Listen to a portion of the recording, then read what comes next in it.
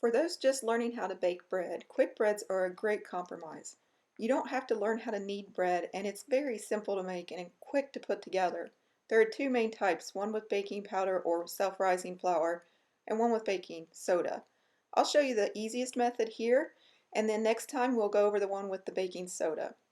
This is best done by hand, and all you need is a bowl, a fork, a spoon, a cooling rack, a scrap piece of parchment paper will just help you, it's not necessary, and a 9 by 5 pan, which is about 23 by 13 centimeters.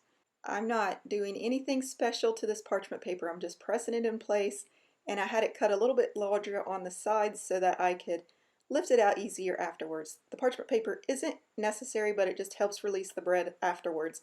And I thought, why not just add the added insurance? Next thing you do is just gather up all your ingredients. You don't have to put them in separate bowls. You could weigh it into the bowl directly. That's up to you. I just find it easier to get everything in place. If you haven't done so already, preheat that oven to 350 degrees Fahrenheit or 180 degrees Celsius. You want that oven nice and hot when this is ready to go. You want to have 2 cups of flour. I use 1 cup of white flour and 1 cup of wheat flour, 150 grams each. To this I'm adding a 1/4 cup of brown sugar, 56 grams, 2 teaspoons of baking powder, 8 grams, 1/2 teaspoon of salt, which is about 2.5 grams. You can round up or round down, it's not a huge deal. And I stir this together. Once I have it stirred together, I just create a small well by just pressing the ingredients up on the side and having a divot in the center. You don't have to use wheat flour in this recipe, but I think whole grains are wonderful to add anytime you have a chance, so try it out. Next we're going to add in 1 egg, and I like to lightly beaten it so that it just mixes in better. It's about 50 grams. And to this we're going to add in a cup of milk, and any kind of milk will work. You can use fat-free milk, you can use whole milk, you can use buttermilk. Buttermilk is actually very good in this bread, and we'll discuss that next time. But let's put in some honey now. 1/4 cup, about 84 grams or 60 milliliters, however you want to measure it. As I usually dump this all in one bowl and I just put it on a scale, I measure it out. Finally, you can add in 2 tablespoons of oil, which is 30 milliliters. If you don't want to use the oil, just add in a couple extra tablespoons of milk or even some melted butter. It is entirely up to you, and all it does is help keep the bread nice and moist.